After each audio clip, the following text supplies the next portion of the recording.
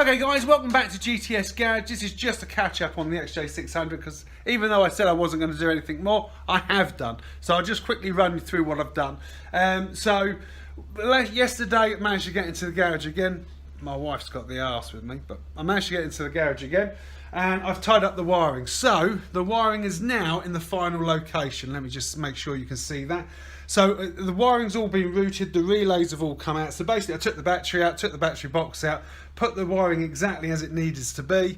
And now what I used is a service manual. You can see a service manual down there, and it actually goes through the locations of where that wiring should be. So from the back to about there is now complete. Not going to be touching it again. So the wiring's in, perfect. Now the only thing I did do afterwards is to run her up to make sure she started. So I've still got all the electrics and I've still got the ability to start. So what I did is put easy start down the airbox, and she ticked over and she caught. And that's enough for me, so I can do that 2 or 3 times. You put enough down there, you start her up, and she'll catch without fuel, not a problem at all. So I know she will start. So now I've got to start investing in money. I've now got to start investing in her again. So the other thing I managed to do was get the switches on. So let me quickly just change your angle. Hello. Right, so basically the switches are now on the final location. So basically the handlebars are now done. I'm not going to touch that. Tightened up everything, cabled everything through. So I'm not going to touch those anymore. I'm not going to touch the wiring anymore. That's it. So what do I now need to do? So let me quickly take you down here. Okay, so the first thing I need to do is change out the bolts that go into the exhaust. So currently I've just bolted these on just with normal bolts. They're nothing special. So what I've done is I've just purchased the flange. I think they're the double-ended bolts and the flanges for those. So 8 of them, £19.99. It's kind of like you just get robbed blind with this type of stuff. So that's it, that's done. So I've ordered those and I'm going to be putting those on the bike as soon as they arrive. Should be, I think it's either Monday or Tuesday they arrive, and I'll spend the evening and I'll put those on properly. The other thing I've done, now if you come over here, the other thing I've done is, this is currently a single line hose, brake line. This is currently a single line brake line. Comes down here, feeds through to the right hand side caliper, and then I have one of those bloody interconnecting hoses, interconnecting hoses that come down to the left hand side caliper there. To be honest, they're shit. They really are shit. They're shit to bleed as well. I've already filled it once and I got it, but it took me hours to do it. And that's doing it the normal way, doing it the reverse way, and that's feeding it through a syringe. I mean, the whole lot just took me hours to do it.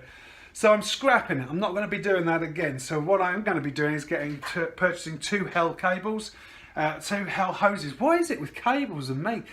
2 Hell hoses, double banjo on the top. So I'm going to put a double banjo from here, comes down, going to feed a separate line to each of the calipers. They're going to be a lot easier to bleed. Plus the fact it's actually an upgrade rather than sticking with the old XJ600 hoses. I'm not going to do that.